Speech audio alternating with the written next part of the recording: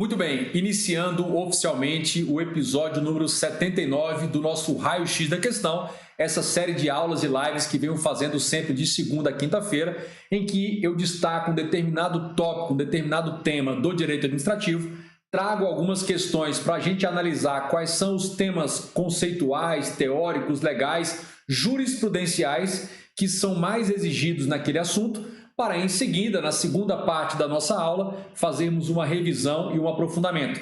Isso serve também de direcionamento do seu estudo teórico e direcionamento para você montar o material de revisão adequado. Se eventualmente você ainda não é inscrito no canal, se inscreva agora mesmo, deixe lá o seu like, marque lá o sininho e compartilhe aí o canal com amigos, inimigos, concorrentes, para a gente divulgar esses conteúdos para um número cada vez maior de pessoas. Muito bem, já vou testar aqui a minha caneta mágica, olha lá, está aqui, episódio número 79 do nosso Raio-X da Questão. Coloque aí no seu caderninho, o tema é agências reguladoras. Muito bom.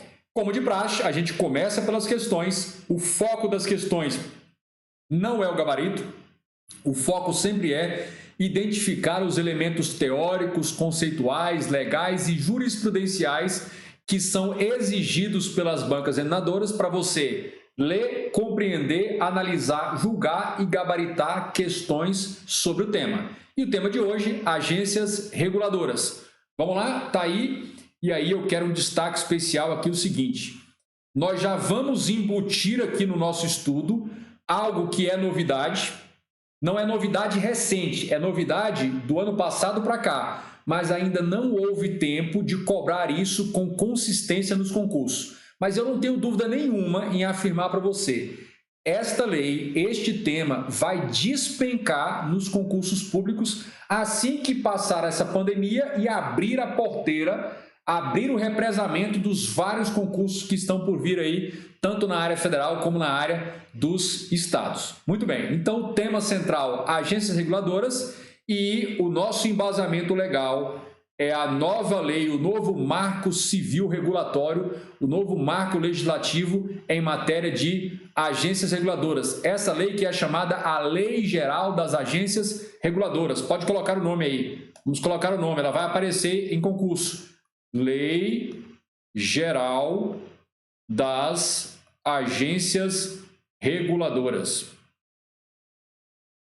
Tá aí. Já coloca o nome, porque este aí é o nosso pano de fundo, nosso substrato legislativo da aula de hoje. Sem mais delongas, vamos já para a primeira questão. Primeira questão, uma questão de múltipla escolha do Sebrasp. Eu quero te fazer uma advertência aqui no início. Muitas dessas questões, elas são inclusive anteriores à lei, à nova lei das agências reguladoras. Mas elas abordam temas que estão tratados na lei e que continuarão sendo cobrados agora sobre o viés, a perspectiva literal do texto que está na lei. E, claro, da perspectiva interpretativa e jurisprudencial, da doutrina e jurisprudência a respeito dos novos dispositivos legais da lei. Vamos lá. A questão número 1 diz o seguinte: por princípio, as agências reguladoras, então, principiologicamente falando, as agências reguladoras, letra A, são constituídas como pessoa jurídica de direito privado? Jamais. Coloca uma coisa na sua cabeça. Antes e agora, com a nova lei, toda agência reguladora é uma autarquia de regime especial. E sendo uma autarquia de regime especial, ela é uma pessoa jurídica, é sempre uma pessoa jurídica de direito público. Então, aqui nesta parte, o que eu queria saber de você? Qual é a natureza jurídica das agências reguladoras? Elas sempre serão pessoas jurídicas de direito público. Pessoas jurídicas de direito público. Agora, elas são pessoas jurídicas federativas? Não. Elas são pessoas jurídicas fundacionais? Não. Elas são pessoas jurídicas de direito público da espécie autarquias em regime ou de regime especial. Gravaram aí? Não são entes federativos, não são pessoas jurídicas de direito público fundacionais. Elas são pessoas jurídicas de direito público autárquicas, de regime especial, e a gente vai compreender esse regime especial ainda hoje, ainda nesta aula. Beleza? Então, letra A está errado e, por isso, deveriam ser classificadas como fundação. Jamais. Autarquias reguladoras ou agências reguladoras são sempre pessoas jurídicas de natureza autárquica. Gravem isso para sempre. Era assim antes e é assim agora, com a nova legislação, o novo marco regulatório, a nova lei geral das agências reguladoras. Letra B. A letra A não dá. Vamos para a letra B. Por princípio, as reguladoras são entes vinculados e podem celebrar contratos de gestão com os respectivos ministérios supervisores. Certo, errado ou oxe? Certo, errado ou oxe? Não. Com a nova legislação, elas são entidades com maior autonomia e, portanto, não vão poder se submeter mediante um contrato de gestão. Porque as autarquias comuns até podiam celebrar o contrato de gestão e na sistemática antiga era possível e agora não é possível claramente em relação às agências reguladoras. Não podem celebrar contrato de gestão com o respectivo Ministério Supervisor. Por quê? Porque isso mitigaria a autonomia. Além disso, letra C, possuem independência e podem escolher instrumentos que incentivem a eficiência produtiva e alocativa. Está aqui. É o gabarito. Mas vamos confirmar? Letra C. Agora letra D. Recebem certificação e podem celebrar termo de parceria com o poder público. Está errado. Termo de parceria é para entidade do terceiro setor. É para o CIP. Termo de parceria é o instrumento que vincula, que colabora, que faz correlacionar as OCIPs com o poder público. Está errado. E letra E, podem ou promovem gestão associada de serviços públicos e transferem encargos e transferência de encargos de pessoal. Errado. Errado. Isso aí só é possível em relação às entidades federativas que fazem o quê? Ou que fazem os consórcios públicos ou que fazem algum tipo de cooperação com o terceiro setor. Então, não daria por conta aí do artigo 241 da CF e também da legislação que regulamenta as entidades do terceiro setor. Mas aqui deu para ter uma ideia clara de quais são os elementos teóricos conceituais que são exigidos. Vamos destacar aqui para você, então, esses elementos teóricos. Então, por exemplo, se as reguladoras têm personalidade jurídica de direito privado? Não, é de direito público. Elas podem ter natureza de fundação? Não, são sempre autarquias. Elas podem celebrar contratos de gestão com o Ministério Supervisor? Também não. Elas possuem maior independência? A gente vai ver que sim. Podem escolher instrumentos de incentivo à eficiência e alocativa? Também. Então, fiquem atentos a isso aí. Termo de parceria, não tem sentido. E a gestão associada de pessoal, também não. Então, percebam claramente quais são os elementos teóricos conceituais, as características jurídicas exigidas em matéria de agências reguladoras. Bacana? Tranquilo. Vamos lá. Questão número 2. Questão número 2. Mais uma questão de múltipla escolha, também da Banca Sebrasp. Número 2 diz o seguinte... Olha o enunciado.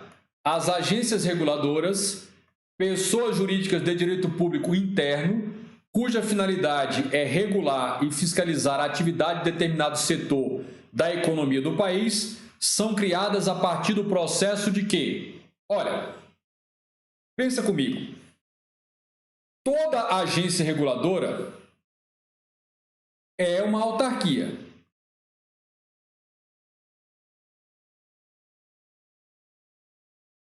E toda a autarquia, assim como as fundações, as empresas públicas, a sociedade de economia mista e até os consórcios públicos, resultam da descentralização.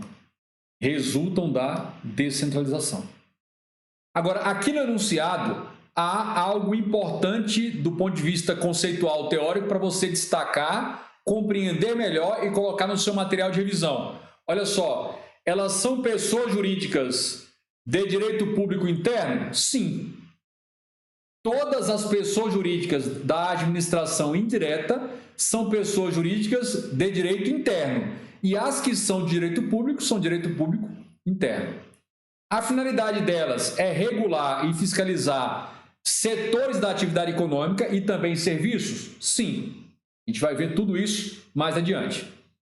O mais importante nesse momento é você focar em identificar, se possível você coloca até num rascunhozinho aí do lado, quais são os elementos conceituais teóricos que eventualmente você não esteja lembrando, nunca estudou, ou mesmo precisa dar uma ênfase no seu material de revisão, para, a partir disso aqui, lá na revisão teórica, lá no estudo do material teórico, você suprimir eventuais lacunas do seu conhecimento. E se ainda que não sejam lacunas, mas que para que você dê ênfase nisso no seu material de revisão. Beleza? Questão número 3. Mais uma questão de múltipla escolha, Banca Sebrasp também. E o enunciado diz: as agências reguladoras possuem. Então, nós vamos abordar questões ou opções sobre características das reguladoras. Possuem poder normativo técnico? Perfeitamente, sim. Que consiste na possibilidade de editar atos regulamentares desde que não crie obrigações novas. Cuidado, porque aqui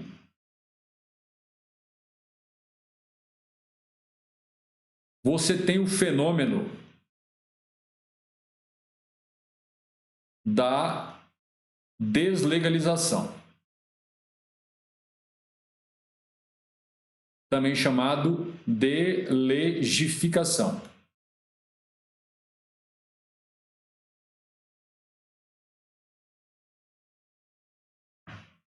Eu já gravei aqui, eu nem me lembro se está ainda disponível no ar no canal, mas eu gravei aqui uma aula simplesmente canônica sobre esse fenômeno.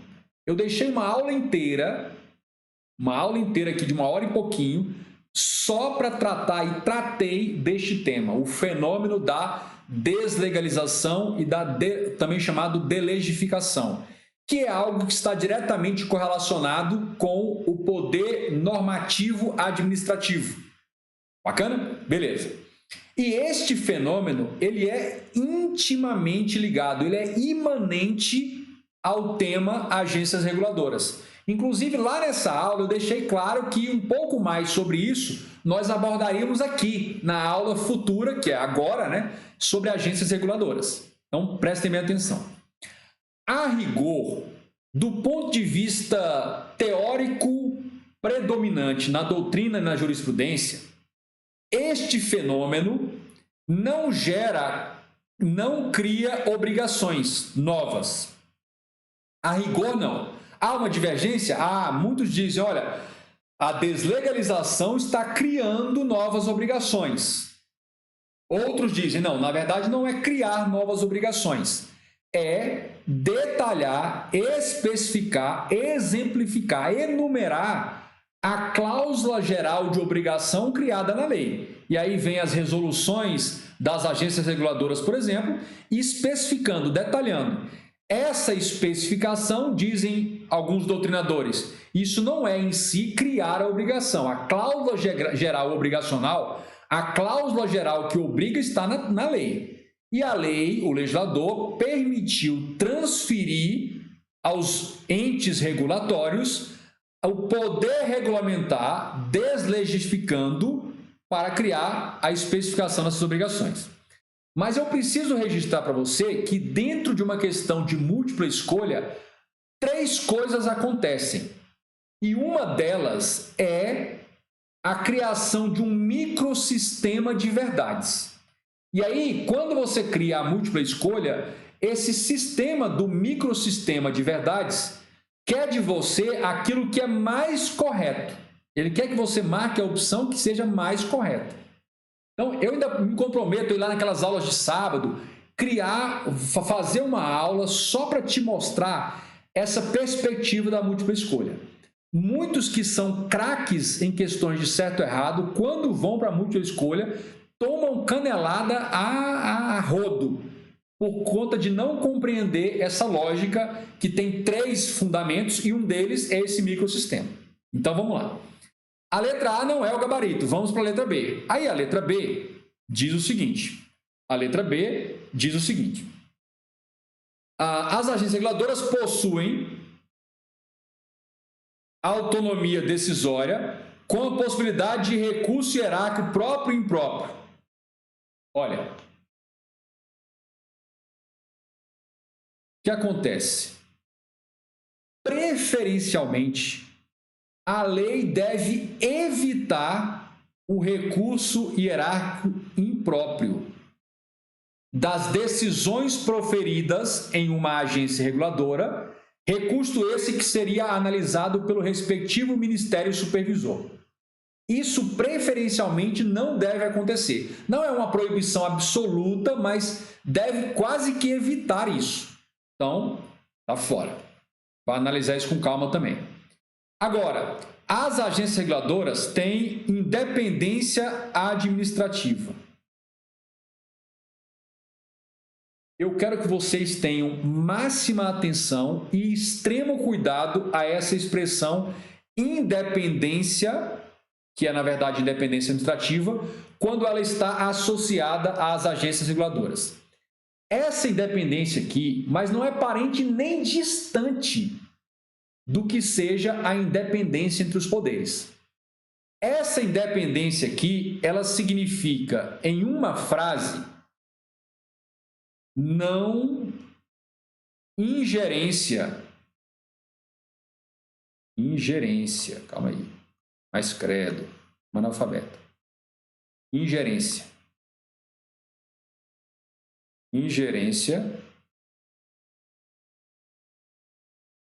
do poder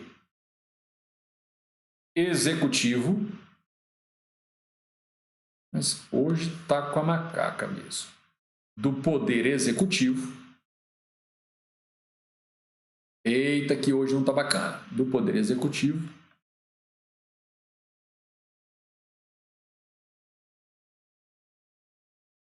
direto, que é o chefe do poder executivo, sobre a reguladora.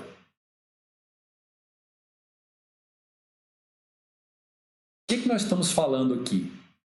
Que os dirigentes das agências reguladoras, primeiro, eles não são um cargo de mera livre nomeação, porque o presidente tem de indicar, mas o Senado tem de aprovar. Primeiro detalhe.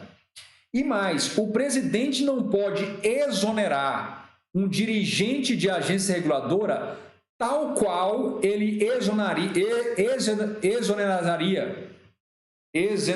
mas hoje está bacana, tal qual ele poderia exonerar um dirigente de uma autarquia comum. Por exemplo, o presidente diretor lá do IBAMA pode ser exonerado livremente, sem passar pelo Senado, pelo Congresso, pelo presidente da República. Os dirigentes de agência reguladora, não. Então, estes e outros fatores que a gente vai analisar ainda hoje garantem essa maior independência administrativa.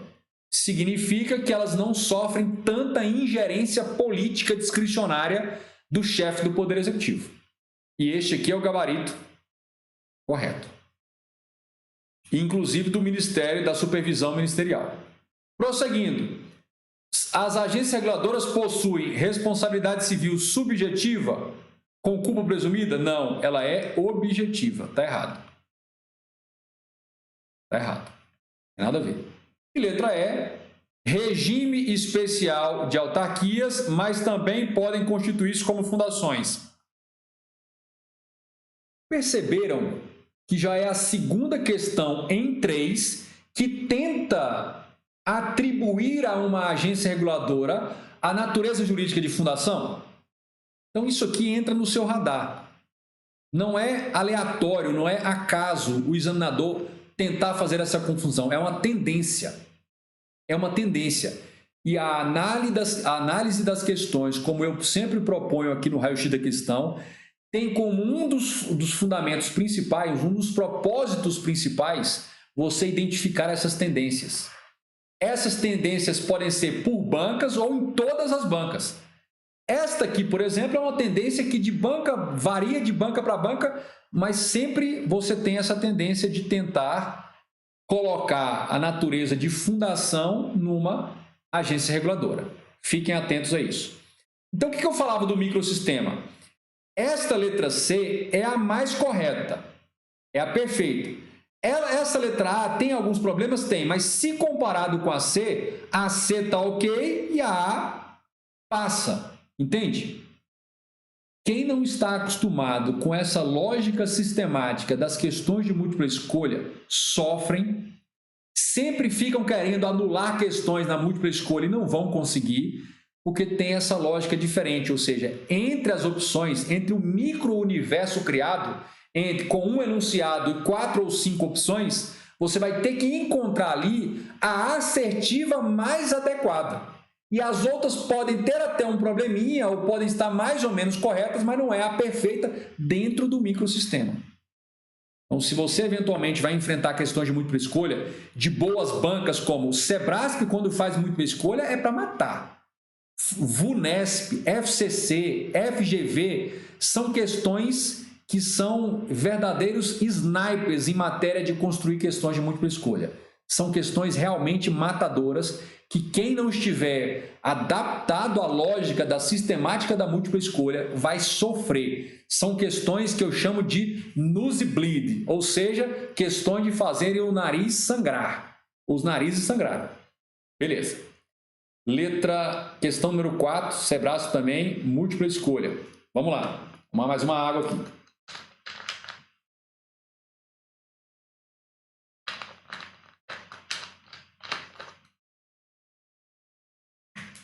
A Laís está dizendo, não consigo fazer questões com várias alternativas. Tome cuidado. Você pode ter a necessidade de enfrentar um concurso em que a banca venha com múltipla escolha. É só uma questão de se adaptar. É só uma questão de se adaptar. Vamos lá. Beleza. Questão número 4 diz o seguinte. Enunciado relativamente às entidades da administração pública indireta, assinale a opção correta.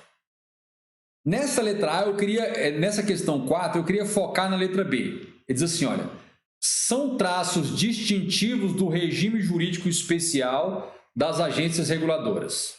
Olha, faz o seguinte, pega uma caneta com tinta boa mesmo, aquela tinta que nem tomando banho sai.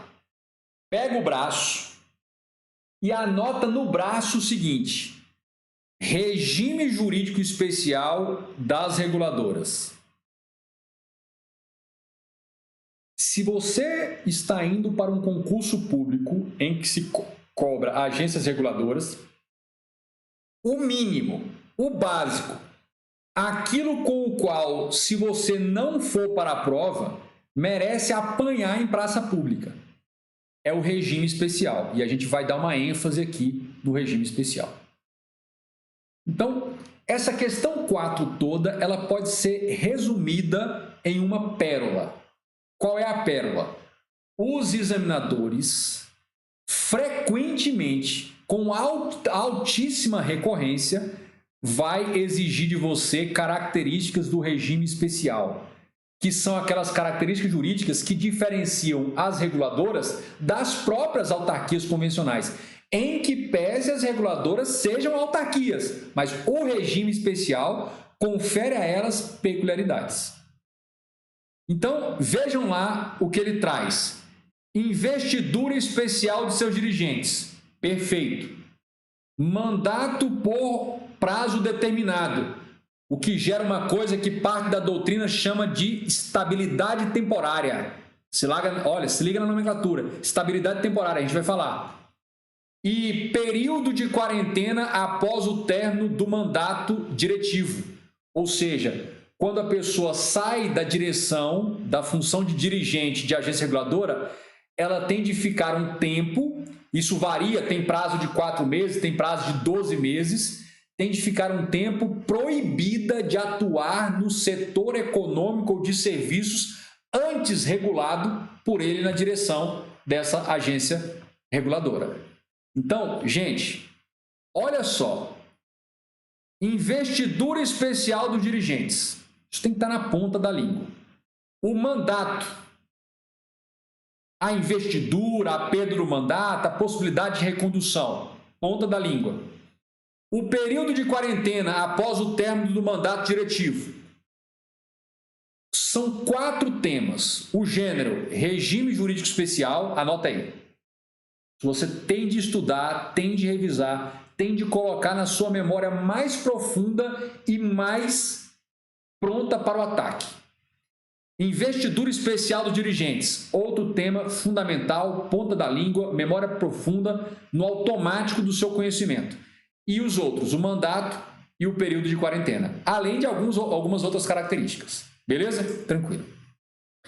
Então, as outras opções. Então, o gabarito aqui é a letra B.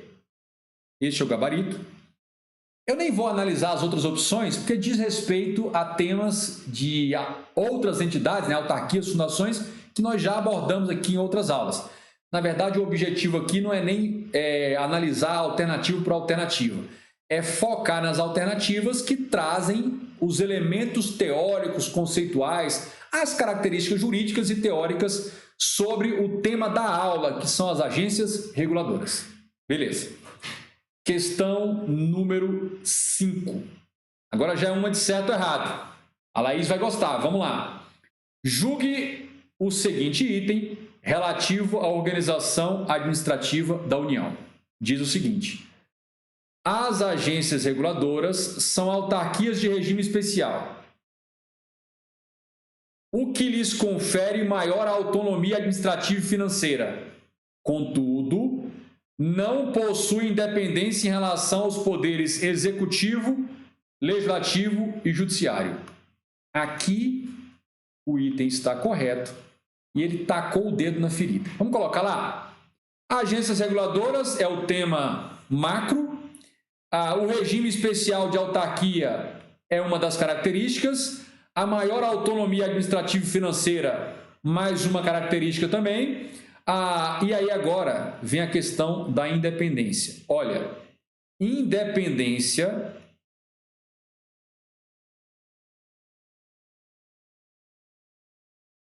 administrativa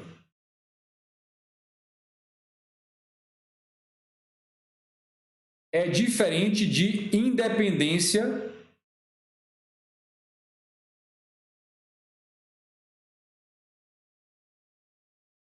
em relação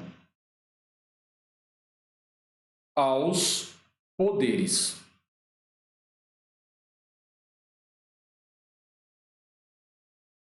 Gente, independência entre poderes, sistema de check and balance, freios e contrapesos, a base lógica constitucional do nosso Estado democrático de direito, vindo lá da teoria do Montesquieu, é uma coisa. Isso tem a ver com a tripartição,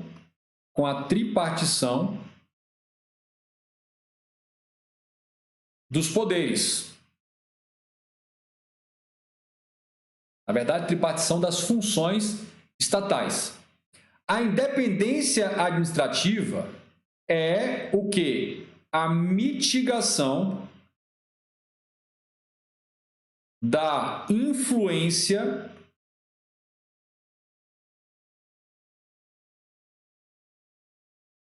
do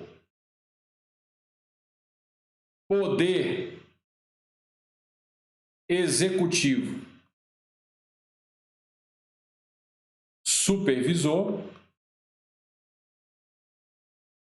sobre a agência reguladora.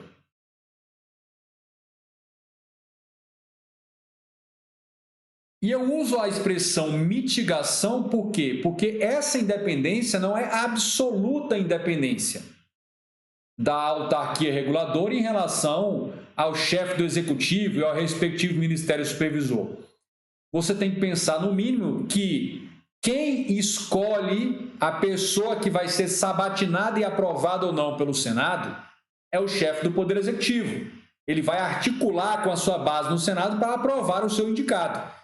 Então, alguma influência político-discricionária vai haver, mas depois que ele entra na gestão, toda a legislação, toda a lei geral das reguladoras é no sentido de mitigar essa ingerência do chefe do Poder Executivo que possa transformar o dirigente da reguladora num fantoche, manobrado a ele na hora que bem entender. Então, este aí é o propósito. Isso aqui não tem nada a ver com a independência entre os poderes. Isso aí não tem nada a ver com a independência entre os poderes. Então, fiquem atentos a isso aí. Beleza. Questão número 6. Mais uma questão de múltipla escolha. Sebrasp. Vamos lá. Questão 6 diz: as características das agências reguladoras incluem as relações de trabalho regulamentadas pela CLT. Gente, o regime seletista é absolutamente impróprio e incompatível com a atividade fim das agências reguladoras. Ela vai exercer predominantemente poder de polícia, precisa dar garantias aos seus agentes. Então, está fora. O regime dos agentes predominantemente é o estatutário. É o estatutário.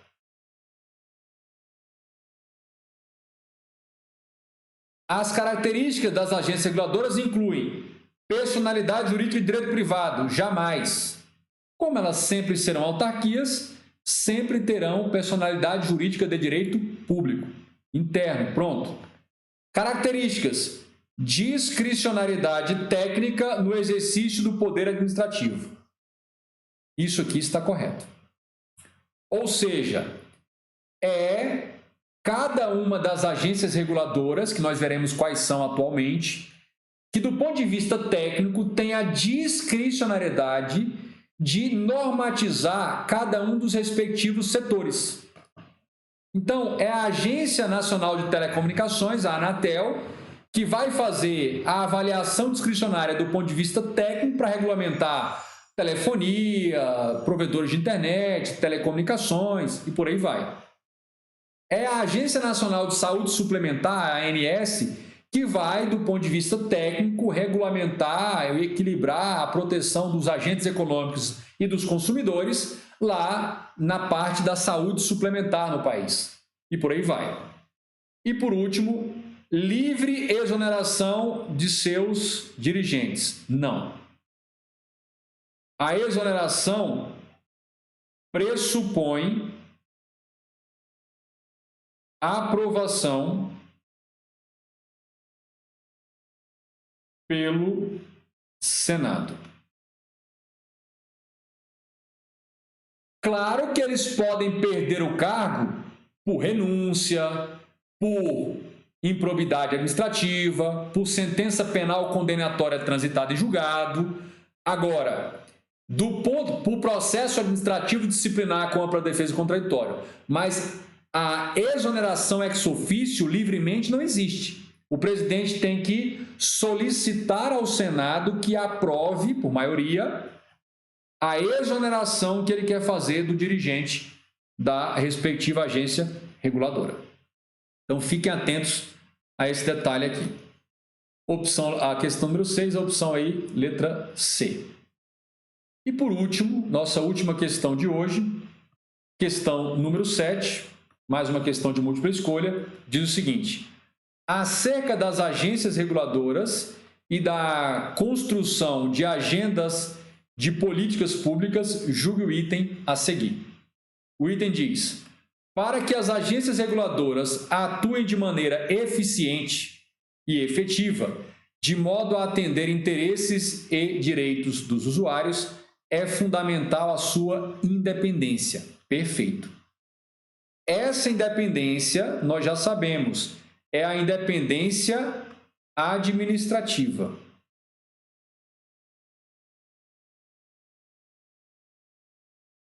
É a independência administrativa. Muito bem. Agora que nós chegamos ao fim aí da análise das nossas questões, eu queria que vocês colocassem nos comentários o seguinte: qual a impressão que vocês tiveram? Em algum momento no estudo de vocês, vocês tinham olhado para o tema agências reguladoras com esse olhar das questões? Em algum momento do estudo de vocês tinham feito um apanhado para olhar para o tema com a visão que o examinador tem? O que o examinador acha importante, relevante? Coloque aí nos comentários. Em algum momento você tinha lançado esse olhar do ponto de vista exato do examinador? Ou seja, o que é importante do ponto de vista do examinador? Já tinham feito isso? Coloque aí nos comentários que a gente vai entrar na teoria e na análise da legislação agora. Coloquem aí.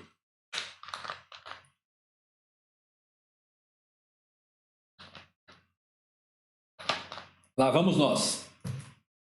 Lá vamos nós. Eu quero chamar a atenção de vocês para o seguinte detalhe. O que vamos fazer aqui juntos é uma análise passo a passo da legislação.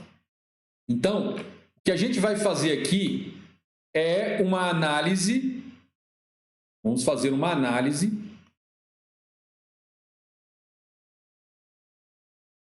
de uma lei recente.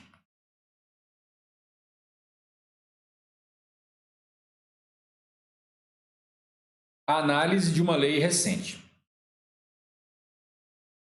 Quando se faz análise de uma lei recente, uma lei nova, e eu estou falando recente não é porque ela foi editada semana passada, ela foi editada no ano passado, mas é uma lei que ainda está sendo interpretada, ainda está sendo digerida. Quando isso acontece, eu sugiro que você concursando, e eu também faço assim, faça a mesma leitura que um professor faria. Deixa eu confessar uma coisa para vocês, e eu tenho compartilhado isso nas aulas do sábado, no nosso projeto do sábado. Depois que eu comecei a ministrar aulas para concursandos, depois que eu fui me tornando professor especialista em preparação para concurso, o meu estudo, inclusive, especialmente das outras disciplinas que não são direito administrativo, melhorou mais que 1000%. Porque eu comecei a me preocupar com o olhar do examinador, da banca. Eu comecei a me preocupar em produzir resultado, em fazer acertar. E aí eu fui desenvolvendo essa expertise e fui aplicando isso a mim mesmo do ponto de vista de concursando. Então, ora eu era o professor e aí eu fui aprendendo e acabei sendo professor de mim mesmo. E um professor, no meu ponto de vista, ele deve fazer o seguinte diante de uma lei nova. Ele deve fazer 3 leituras. Então, a primeira leitura é a panorâmica.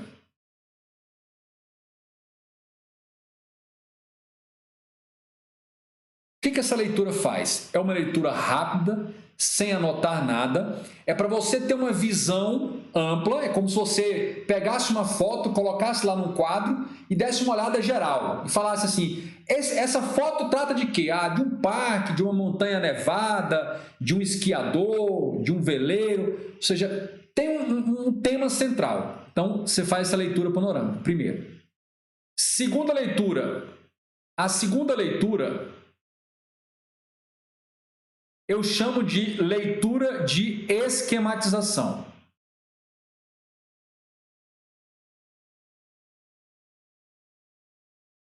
Nessa esquematização, você vai fazer o quê?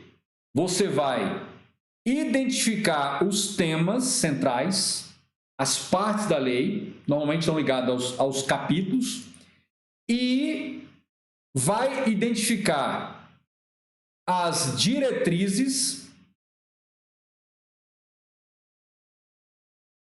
e você vai identificar as partes específicas.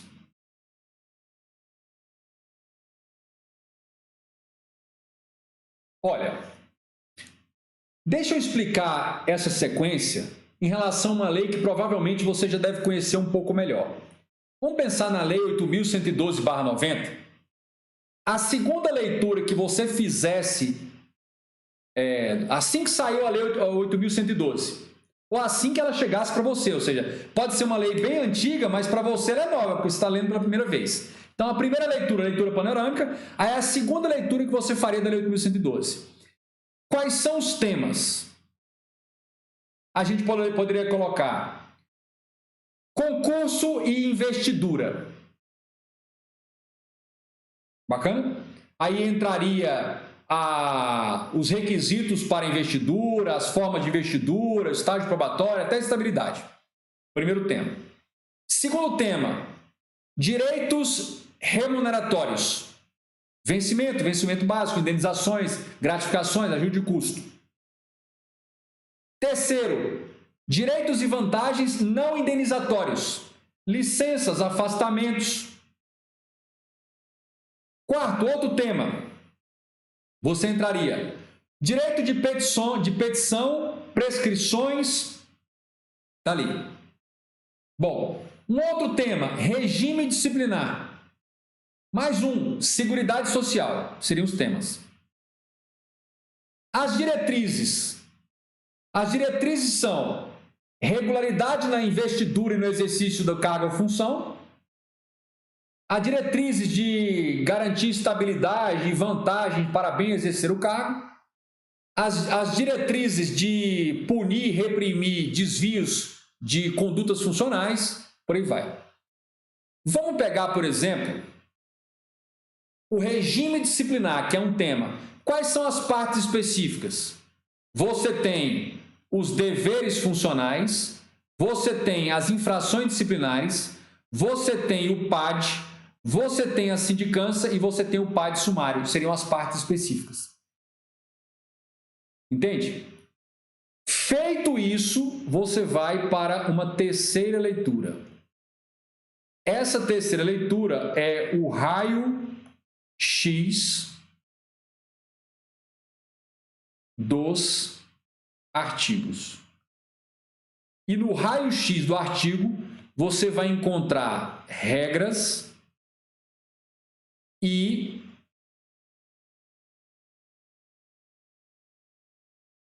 princípios focados em cada tema. O que eu vou fazer com você agora já é o fruto da terceira leitura. Bacana? O que eu vou te apresentar aqui é o fruto da terceira leitura. Isso que estamos fazendo aqui é uma inversão da ordem. Se você já tivesse feito as outras duas leituras da lei e chegasse agora no ponto 3, e é o que eu recomendo, depois dessa aula aqui, você volta na leitura 1, depois na leitura 2 da lei, e depois pode até reassistir a aula aqui, você vai ver quão produtivo fica. Mas vamos lá, estamos indo aqui. Se você tivesse feito a primeira e a segunda leitura e agora juntos a gente fosse esquematizar isso aqui, você veria o quão produtivo seria essa terceira fase. Mas vamos lá. Bacana? Então, só para te contextualizar aqui. Conceito. Então, a partir da leitura, da primeira e da segunda leitura, a gente extrai um conceito. E às vezes a gente precisa pegar um livro de doutrina ou uma aula, e é o que eu estou fazendo aqui agora, para, diante de todo o texto legal que você leu, resumir ali um conceito. As agências reguladoras são autarquias de regime especial, então isso aqui é uma parte importante do conceito. Elas são criadas pelo Estado. Quando fala Estado aqui, União, Estados, DF, municípios. Professor, os municípios podem criar agências reguladoras? Podem. Os miuchinhos não são frequentes fazer isso, mas grandes municípios de capital, sim. Qual é o propósito dela? Fiscalizar, controlar e regulamentar a prestação de serviços públicos, desestatizados ou não, e as atividades de relevante interesse coletivo, inclusive atividades econômicas. Então está aí. Então, basicamente, a gente analisou o seguinte no conceito. Vamos colocar aqui. Conceito. O que são, do ponto de vista da natureza jurídica, são autarquias de regime especial. Quem cria os entes federativos? Qual é a finalidade, o propósito delas? Fiscalizar, controlar e regulamentar, normatizar. O que exatamente, né? Que são os serviços desestatizados, ou seja, já privatizados ou não, e atividades de relevante interesse coletivo, que podem ser atividades econômicas ou serviços privados de relevante interesse coletivo. Aí, os elementos centrais do conceito. E aí a gente começa a se aprofundar na lógica teórica que está sustentando essa categoria especial de agências ou de autarquias. Então, qual é a lógica teórica que está dando sustentação a essa categoria especial de autarquias, chamadas autarquias de regime especial?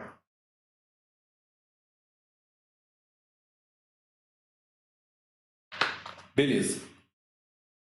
O futuro servidor está dizendo, tenho 17 anos, foi a idade que eu comecei a estudar para concursos públicos, tanto que fui nomeado para meu primeiro cargo público, ainda faltavam 26 dias para eu completar 18 anos, que foi o cargo de agente de reintegração social do antigo CAGE, que hoje é a SECRIA. Então não tem problema nenhum ter 17 anos. Se o seu propósito é ingressar o quanto antes no serviço público, começa o quanto antes. Beleza. Vamos lá. As agências reguladoras, elas decorreram do Programa Nacional de Desestatização, PND, que foram as leis 9.074 e 8.987/95. Qual é a diferença básica entre privatizar e desestatizar? Privatizar é fazer com que algumas empresas estatais, que podem ser empresas públicas ou sociedade de economia mista, que atuam num determinado setor econômico ou de serviço, você pega uma, duas ou mais dessas companhias estatais e vende a particulares, fazendo com que se estabeleça uma concorrência naquele nicho entre companhias estatais e particulares, companhias particulares. Então, não há problema nisso aí. O setor elétrico é assim, então não tem problema. Beleza. Isso é a privatização. Na desestatização, qual é a lógica? É o Estado se retirar por completo daquela atividade econômica ou daquele serviço. Foi o que aconteceu com a telefonia. Foi o que aconteceu com a aviação civil comercial, essas linhas aéreas. O Estado vendeu as companhias, né, as VASP, as Varig, né, que eram sociedade de economia mista. O Estado saiu completamente e só os particulares operam mediante regulação do Estado. A telefonia é o maior exemplo. Se desestatizou completamente. Muito bom. Qual é o grande desafio quando se faz a desestatização? Você vai pegar todo um setor econômico ou de serviços e vai entregar a sua execução, fundamentado no artigo 175 do texto constitucional, vai entregar a execução a particulares. Nessa hora, o Estado perde o controle direto sobre a execução e ele tem de criar instituições estatais fortes e especializadas tecnicamente para fazer o controle, para segurar as rédeas. Senão, o cavalo sai em disparada, perde o controle. Imagine você pegar toda a telefonia e colocar nas mãos do setor privado, toda a aviação civil e não segurar as rédeas. Quem é que vai botar a mão nas rédeas dos particulares que estão nesse setor? Órgãos ou entidades reguladoras. Então, o Programa Nacional de Desestatização, ele torna imprescindível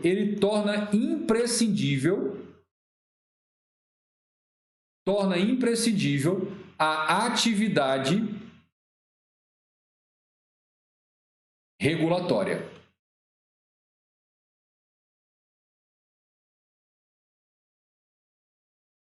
Acontece que até 1995 não se falava em desestatização completa.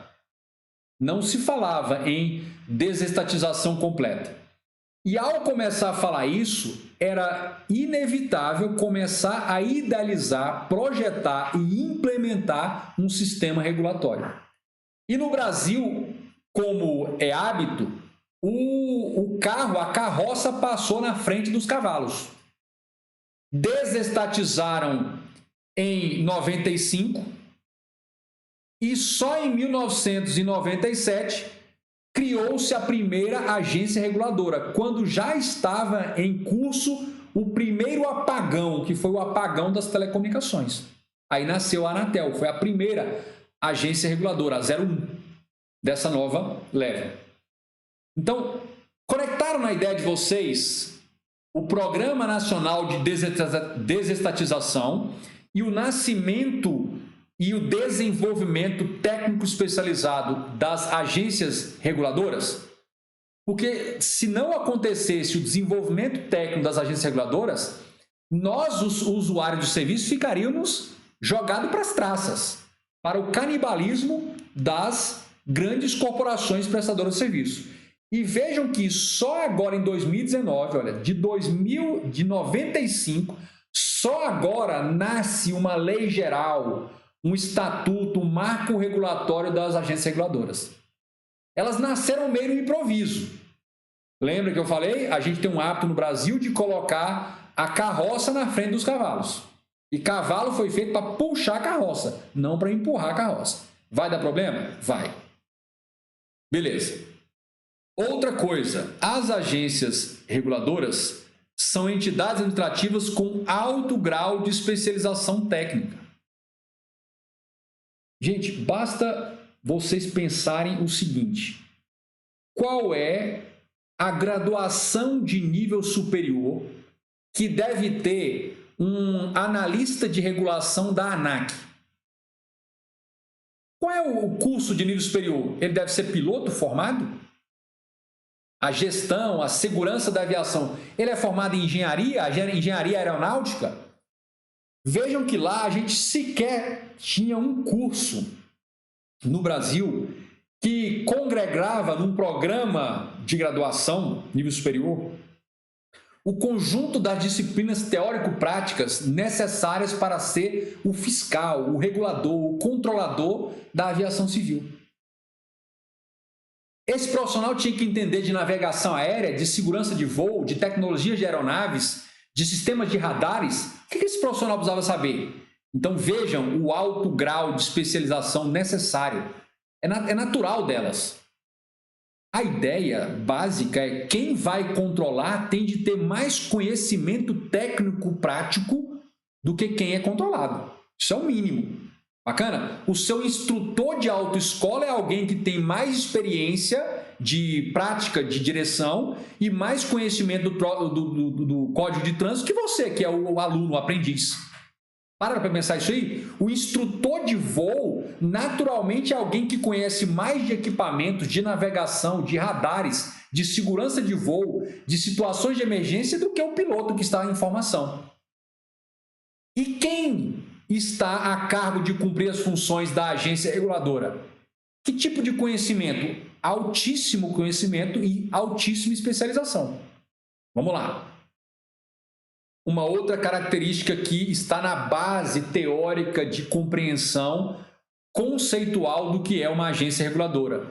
Elas possuem função de regular o setor específico de atividade econômica ou um determinado serviço.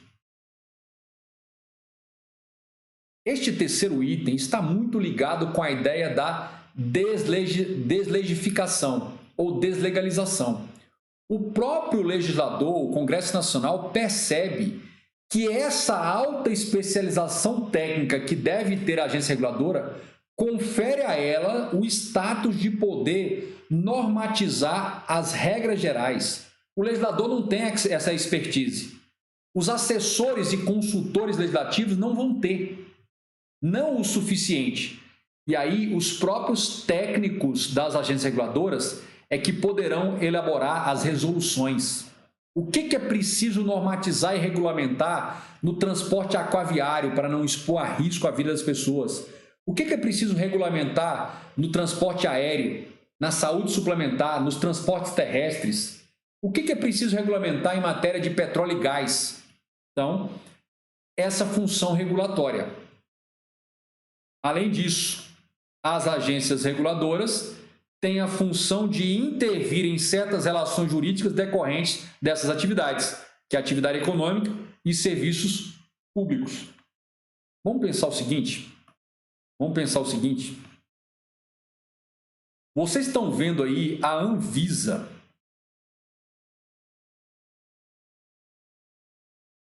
Nos últimos meses, a Anvisa está trabalhando a todo vapor para analisar, avaliar, com base em critérios altamente especializados e técnicos científicos, a liberação de testes com vacinas. Deixa eu te perguntar uma coisa. Os testes com as vacinas têm potencial de expor a risco de morte ou de problema de saúde grave as pessoas que estão se voluntariando, sim ou não? Eu te pergunto, que tipo de conhecimento técnico especializado é preciso ter para intervir em ações dos maiores laboratórios de técnica e de ponta de pesquisa científica do mundo para poder dizer, olha, isso que você vai fazer é minimamente seguro ou não? Pensa, a Anvisa está intervindo preventivamente antes de liberar a fiscalização.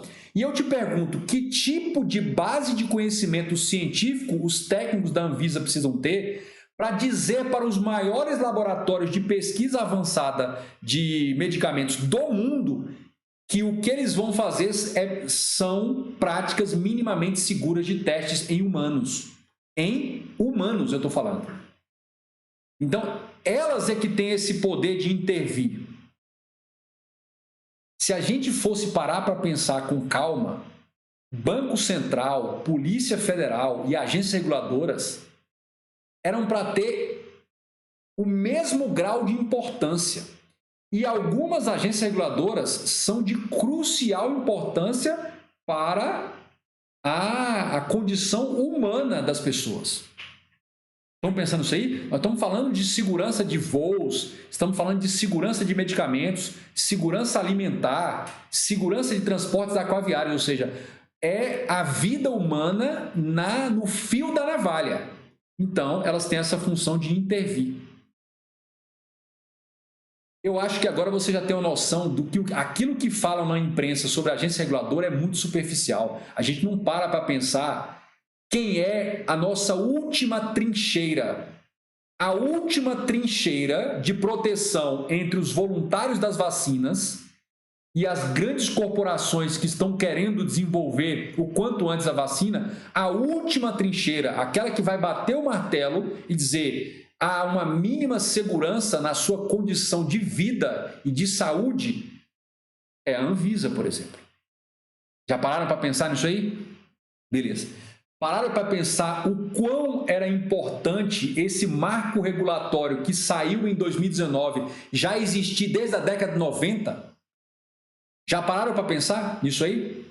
Beleza. Então, vamos para o próximo detalhe, o próximo item. Olha só. Devem atuar com a maior autonomia possível relativamente ao poder executivo. Gente, deixa eu perguntar uma coisa para vocês. Compreenderam a importância técnica, a importância da especialização, o quão é crucial a intervenção dessas entidades altamente especializadas como última trincheira de defesa das ações privadas e das grandes corporações contra os minúsculos indivíduos que somos nós? Perceberam isso? Se vocês perceberam isso, eu te pergunto, você acha que entidades com tal importância, com vital importância, poderiam ficar à mercê dos sabores e dissabores da política, da ingerência política? Se deixar, nós estamos ferrados. Nós estamos ferrados desde telecomunicação, de contas e explorações.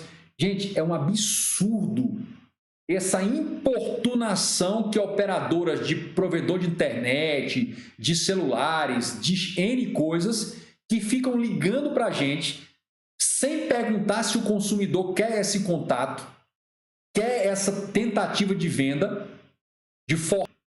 E isso acontece sem que a gente fique protegido. Bacana? Isso para não falar dos sacrilégios que os planos de saúde fazem com os contratados. Tudo bem em relação a isso? Então, ao compreender toda essa importância, faz total sentido a gente diminuir a ingerência política no comando dessas entidades. Porque se a gente deixa isso ao bel prazer do governante do momento, é a vida, é a integridade da saúde, é a integridade física, é a integridade financeira, é a estabilidade e a segurança das relações que estão completamente reféns da opinião política do momento. Então, a ideia de construir uma autarquia toda poderosa, anabolizada, porruda, é para não deixar a nossa última trincheira à mercê do bel prazer de uns e outros. Tanto dos políticos de plantão, quanto das grandes corporações farmacêuticas, de alimentos, de cosméticos, de produção de gás e petróleo, de telecomunicações, de saúde suplementar e de outros. Transporte aéreo, transporte aquaviário. Perceberam isso aí? Beleza. Último detalhe do aspecto conceitual. Estamos ainda construindo o mosaico de fundamentos lógico-teóricos do conceito. Para você ver o que é. E nada disso está fora do texto da lei. Se você fizer uma leitura do texto da lei, a interpretação clara e evidente que você vai ter são desses elementos. Além disso, as autarquias reguladoras, agências reguladoras, devem atuar com imparcialidade perante as partes interessadas, que é o Estado, os setores regulados, a sociedade e os indivíduos. Inclua aí os indivíduos. Inclua aí os indivíduos. Gente, a falta de imparcialidade aqui é jogar com vidas humanas, saúde humana, estabilidade e segurança das pessoas. A falta de imparcialidade aqui é o pior. E para ter imparcialidade, tem de ter aquela maior autonomia administrativa e, sobretudo, a independência administrativa. Sem esses dois elementos, não tem como falar em imparcialidade no nível que é preciso. Não é aquele princípiozinho volátil da imparcialidade lá do texto constitucional. Estou falando de ferramentas concretas para garantir imparcialidade. E aqui, esses agentes, se eles perderem a estabilidade, acabou. Acabou. Analistas e fiscais de agências reguladoras sem um regime de proteção funcional, acabou. Não tem como falar. É igual você falar em delegado federal, em auditor da Receita sem prerrogativas.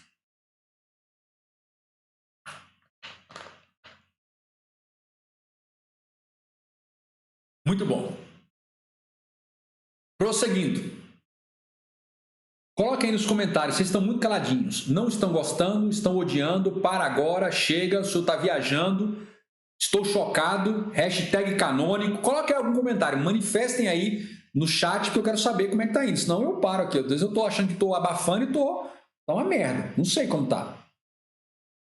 Lei de regência. Olha a nova legislação.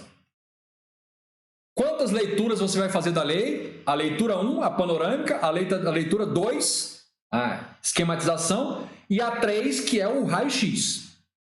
O que eu estou fazendo aqui é o resumo, é a síntese, é a interpretação, é o fruto das 3 leituras.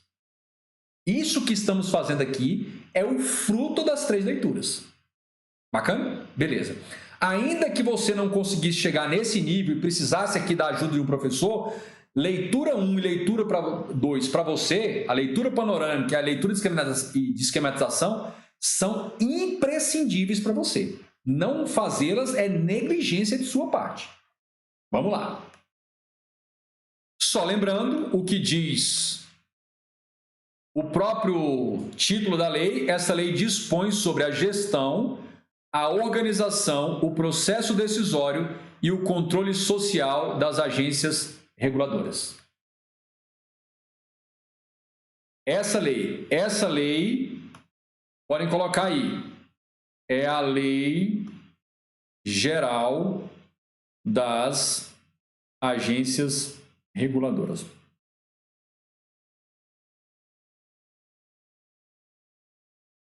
Lei Geral das Agências Reguladoras. Tranquilo em relação a isso? Beleza, perfeito. E aí, o primeiro passo em relação a qualquer lei, quando você pega qualquer lei para estudar, já na fase da leitura 2, leitura 3, normalmente isso está no artigo 1º, 2º, no máximo até o 3º, é a aplicabilidade. É a aplicabilidade. A aplicabilidade está perguntando qual é o alcance. A quem a lei atinge? É isso que você está perguntando. Ouça o que eu estou te dizendo. Em toda e qualquer lei que você for estudar não é ler. Ler é a fase 1, a leitura panorâmica. Então, depois que você finaliza leitura 1, leitura 2, leitura 3, no seu material de revisão tem de estar apontado de forma literal e clara a quem essa lei atinge. E aí a gente vai lembrar o seguinte, as disposições dessa lei são aplicáveis para quais agências reguladoras? Então, eu já estou definindo. Não aplica para fundações, não aplica para órgãos, não aplica para autarquias comuns. São aplicadas para agências reguladoras, ou seja, autarquias de regime especial. Quais são? Olha, está aí de forma bem clara. Para todas as agências reguladoras, presentes e futuras, coloque aí. Todas as agências reguladoras presentes e futuras. O que é isso, professor? A lei 13.848, 2019, literalmente diz: esta lei se aplica às agências executivas já existentes no momento da sua vigência e em todas aquelas que surgirem após a vigência. Então, todas as reguladoras presentes e futuras. Todas as agências reguladoras. E, óbvio, isso não vale para agências executivas. Executiva é outra coisa. Nós temos aí aula também canônica no canal. Em âmbito quê? Federal. Em âmbito federal. O que isso significa? Que cada um dos estados e os respectivos municípios deverão criar as suas leis gerais próprias das suas próprias reguladoras. Professor, o Distrito Federal tem agência reguladora? Tem a AGFIS. A AGFIS é uma das principais. Âmbito federal. Então, esta lei, ela tem âmbito federal. É uma lei federal e não nacional, ou seja, ela foi editada pelo Congresso, mas ela vale para as agências reguladoras criadas pela União. Isso não significa que nos estados e municípios não possam ter reguladoras, mas a lei geral será a lei geral de cada estado, do DF e do respectivo município. Beleza. Se na União levou tantos anos para chegar a essa lei geral, nos estados, se bem que, vamos ver, de repente até São Paulo já tem ainda, sai na frente. Atualmente, quais são as agências reguladoras? Atualmente, quais são as agências reguladoras? Quais são? Olha, quais são as reguladoras? ANEEL, Agência Nacional de Energia Elétrica. ANP, Agência Nacional de Petróleo, Gás Natural e Biocombustíveis. Atenção, porque a sigla diz menos do que é. Anatel, Agência Nacional de Telecomunicações. Vale lembrar que cada uma dessas agências tem a sua própria lei de criação, com várias regras que especificam ainda mais além da lei geral. Então, aplica a lei geral e também a lei especial de cada uma delas.